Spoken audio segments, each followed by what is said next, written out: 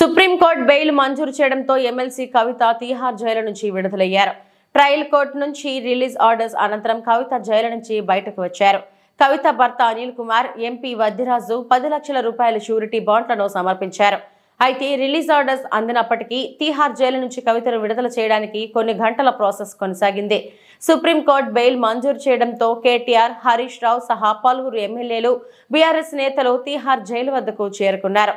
కవిత jail నుంచి బయటకు వచ్చిన తర్వాత ఆమెకు ఘన స్వాగతం పలికారు. బాణసంచా కాల్చి ఆమెకు స్వాగతం పలికారు. బయటకు వచ్చిన తర్వాత కొడుకును హత్తుకుని భావోద్వేగానికి గురయ్యారు.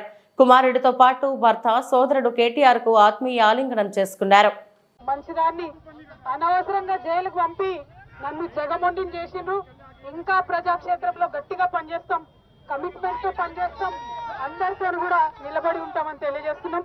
We were always tough. We are fighters. We will fight it out legally.